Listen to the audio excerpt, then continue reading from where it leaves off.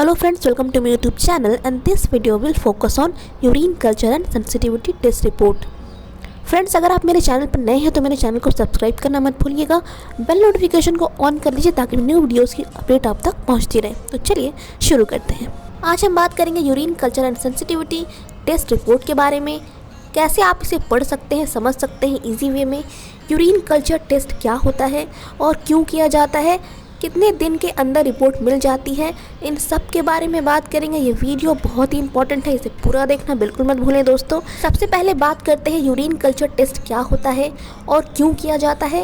Urinary tract infection यानी urine में bacterial या फंगल इन्फेक्शन का पता लगाने के लिए urine culture and sensitivity test किया जाता है। नेक्स्ट बात करते हैं यूरिन कल्चर टेस्ट कब कराया जाता है, कौन कौन से लक्षण देखने को मिलेंगे तो आपको यूरिन कल्चर टेस्ट करवाना चाहिए, जैसे पेशाब में जलन, पेशाब करते समय दर्द होना, बार बार पेशाब आना, बहुत तेज़ पेशाब महसूस होना लेकिन थोड़ा सा पेशाब होना, पेट दर्द, पेशाब में ब्लड आ रहा है। ये कुछ लक्षण हैं जिसमें यूरिन कल्चर टेस्ट कराया जाता है। अब बात करते हैं यूरिन सैंपल देना कैसे है। सबसे पहले यूरिन कलेक्ट करेंगे एक क्लीन कंटेनर में, उसमें 3 से 5 ml यूरिन देना है। जेनाइटल एरिया को अच्छे से क्लीन करना है ताकि कॉन्टामिनेशन नहीं हो, क्योंकि अगर स्किन टच होगी तो स्किन के बैक्टीरिया यूरिन में चला जाएगा तो हो सकता है कि यूरिन की रिपोर्ट गलत आ जाए। स्टार्टिंग के 2-3 ड्रॉप यूरिन गिरने के बाद यूरिन को कंटेनर में कलेक्ट करना है। बीच की यूरिन को लेना है और लास्ट की नहीं लेनी है। कुछ केसेस में कैथेटर डालकर सैंपल लिया जाता है। नेक्स्ट है इसका रिपोर्ट आपको 48 आवर यानी 2 से 3 दिन में मिल जाता है। इसका कॉस्ट है 600 से 900 रुपये। यूरिन कल्चर टेस्ट 2 पार्ट में होता है, यूरिन कल्चर और antibiotic sensitivity test. Urine culture से हमें पता चलता है कि यूरिन में बैक्टीरियल इन्फेक्शन है या नहीं है, और है तो कौन सा बैक्टीरियल इन्फेक्शन है और कितनी अमाउंट में है। और जो सेंसिटिविटी टेस्ट होता है इससे ये पता चलता है कि कौन सा एंटीबायोटिक इस इन्फेक्शन में काम करेगा और कौन सा नहीं करेगा।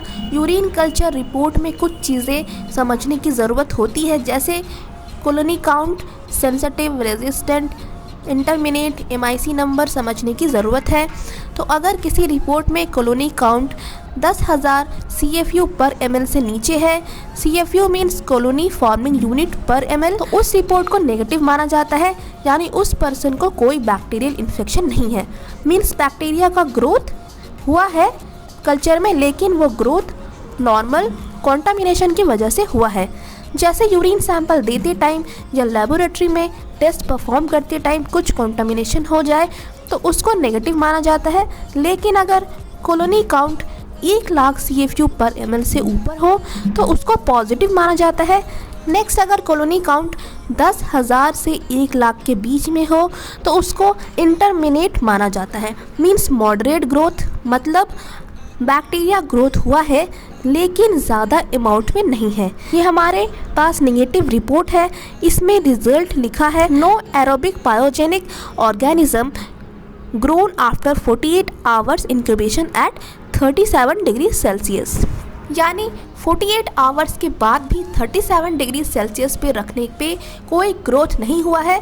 इट मीन्स रिपोर्ट नेगेटिव है, बैक्टीरिया इन्फेक्शन जिसका यूरिन कल्चर टेस्ट पॉजिटिव होता है, ग्रोथ होता है, उसी का सेंसिटिविटी टेस्ट करते हैं। अगर किसी में ग्रोथ नहीं आया है तो उसका सेंसिटिविटी टेस्ट नहीं करते हैं।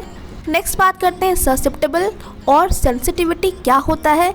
इसका मतलब होता है यदि ये एंटीबायोटिक बॉडी में मौजूद हो तो बैक्टीरिया ग्रो नहीं कर सकता है, यानी ये एंटीबायोटिक इफ़ेक्टिव है इस इन्फेक्शन में। नेक्स्ट है रेजिस्टेंट का मतलब क्या होता है, अगर वो एंटीबायोटिक बॉडी में मौजूद हो तो बैक्टीरिया ग्रोथ को रोक नहीं सकता है, यानी ये एंटीबायोटिक इनइफेक्टिव है इस इन्फेक्शन में।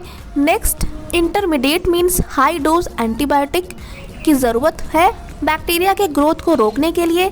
Next, minimum inhibitory concentration, MIC मतलब एंटीबायोटिक का लोवेस्ट अमाउंट जो उस बैक्टीरिया के ग्रोथ को रोक सके। ये हमारे पास यूरिन कल्चर टेस्ट की रिपोर्ट है। इस रिपोर्ट में कॉलोनी काउंट 1 लाख से ऊपर है, मीन्स ये पॉजिटिव है, यूरिनरी इन्फेक्शन हुआ है और कौन सा बैक्टीरिया है, प्रोटियस मिराबिलिस। नीचे सारा एंटीबायोटिक है, सेंसिटिव या रेजिस्टेंट होता है, मतलब ये एंटीबायोटिक काम करेगा या नहीं करेगा।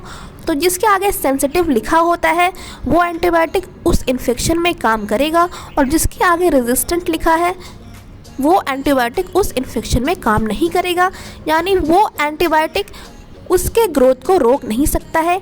MIC नंबर हमें बताता है एंटीबायोटिक कितने अमाउंट में उस पर्सन के अंदर मौजूद होने पे वो एंटीबायोटिक काम कर सकता है। MIC नंबर जिसका कम होगा वो एंटीबायोटिक उतना ही अच्छा उसकी बॉडी में काम करेगा। MIC नंबर ज़्यादा होता है मीन्स वो उतना अच्छा काम नहीं करेगा, उसको हाई डोज की ज़रूरत पड़ेगी।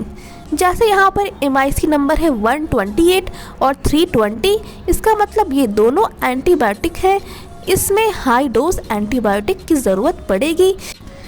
सो आई होप फ्रेंड्स आपको ये वीडियो अच्छी लगी होगी।